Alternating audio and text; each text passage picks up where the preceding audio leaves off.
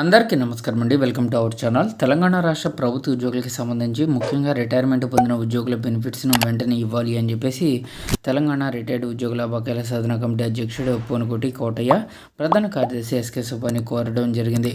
So యాక్చువల్గా గురువారం Suryapet collectorate ఎదుట ధర్నా చేసిన అనంతరం ఏవో సుదర్శన్ రెడ్డికి వినతిపత్రం అందించారు. ఈ సందర్భంగా వారు మాట్లాడుతూ చాలామంది ఉద్యోగులు పదవి విరమణ పొంది చాలా కాలం అవుతున్నా వారికి రావాల్సిన గ్రాట్యుటీ అమౌంట్తో పాటుగా general provident fund, group insurance, commutation, surrender లీవ్లు వంటి ఆర్థిక ప్రయోజనాలు ఇంకా అందలేదని ఆవేదన వ్యక్తం చేశారు. తక్షణమే ఉద్యోగులకు సంబంధించి పెండింగ్ బకాయిలను విడుదల చేయాలని కోరడం జరిగింది.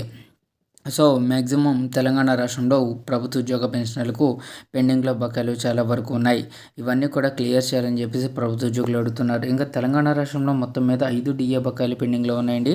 ప్రతి నెల 700 కోట్లు చెల్లింపులు జరిగే విధంగా ఉప ముఖ్యమంత్రి బట్టి విక్రమార్క గారు వారి కమిటీ నిర్ణయం తీసుకుంది. ఈ కమిటీ ప్రకటించిన ప్రకారంగా ఒక మంత్కి మాత్రమే మనకి 700 కోట్లు చెల్లింపులు జరిగిందండి. తర్వాత నుంచి ఇంకా ఆగిపోయింది. సో కాబట్టి ప్రతి నెల క్రమం తప్పకుండా 700 కోట్ల బకాయిల చెల్లింపులు జరిగే విధంగా ప్రభుత్వం వెంటనే చర్యలు తీసుకోవాలి. అలాగే ఎవరైతే తెలంగాణ రాష్ట్రానికి చెందిన ఉద్యోగులందరూ కూడా ఆంధ్రప్రదేశ్ రాష్ట్రంలో ఉమ్మడి రాష్ట్రంలో ఉన్నప్పుడు పనిచేస్తున్నారో అట్టి వారందరికీ కూడా గుడ్ న్యూస్. వారందరి యొక్క 11 ఏళ్ల కల అయితే నెరవేరింది. సో యాక్చువల్గా రాష్ట్ర విభజన సమయంలో వివిధ కారణాల వల్ల ఏపీకి కేటాయించిన తెలంగాణకు చెందిన ఉద్యోగులను తిరిగి సొంత రాష్ట్రాలకు అయితే పంపిస్తుంది. ఈ మేరకు ఏపీ నుంచి తెలంగాణకు 58 మంది క్లాస్ 3, క్లాస్ 4 ఉద్యోగులను పంపిస్తున్నారు.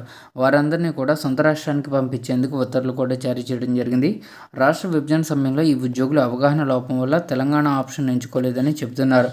అలాగే కారుణ్య నియామకం కింద ఉద్యోగం పొందిన వారు ఉన్నారు. గతంలో 2021లో జీవో 37 ప్రకారంగా రాష్ట్ర విభజన సమయంలో ఏపీకి వచ్చిన 698 మంది తెలంగాణ ఉద్యోగులను ఇప్పటికే వారి సొంత రాష్ట్రానికి పంపించారు. వారిలాగే తమకు సొంత రాష్ట్రానికి వెళ్లే అవకాశం ఇవ్వాలని మిగిలిన వారు కోరారు. ఇక తెలంగాణ ప్రభుత్వం కొన్ని షరతులకు లోబడి వారిని తీసుకోవడానికి అంగీకరించింది. దీంతో సీఎస్ విజయానంద్ ఈ 58 మందిని కూడా సొంత రాష్ట్రానికి పంపేందుకు అనుమతిస్తూ ఉత్తర్వులు జారీ చేశారు. మొత్తం 50 మంది ఉద్యోగులను తెలంగాణకు పంపిస్తున్నారు. వీరంతా దాదాపు 11 ఏళ్లుగా తమను తెలంగాణకు పంపించాలని ప్రభుత్వాన్ని కోరుతున్నారు. అప్పటి నుంచి తెలంగాణకు వెళ్లేందుకు ఎదురు చూస్తున్నారు.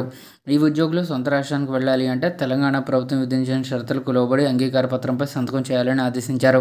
సంబంధిత విభాగాధిపతులు అంగీకరించిన వారిని రిలీవ్ చేయాలని సూచించారు. ఇక తెలంగాణ ప్రభుత్వం విధించిన షరతుల ప్రకారంగా వారిని ఏపీకి కేటాయించబడినప్పుడు లేదా కారుణ్య నియామకం కింద ఉద్యోగం పొందినప్పుడు ఏ కేటగిరీ పోస్టులో పనిచేస్తున్నారో అదే కేటగిరీలో చేరడానికి అంగీకరించాలి. సంబంధిత కేడర్లో చివరి ర్యాంకులో చేరడానికి వారు ఒప్పుకోవాలి. ఈ షరతులను అంగీకరించిన వారికి మాత్రమే సొంత రాష్ట్రానికి వెళ్ళే అవకాశం కల్పిస్తారండి. మొత్తానికి ఎన్నో ఏళ్ల కల నెరవేరింది. వారంతా సొంత రాష్ట్రాలకు వెళ్ళబోతున్నారు. దీంతో ఆ ఉద్యోగులు అందరూ ఎంతో ఆనందంగా ఉన్నారు.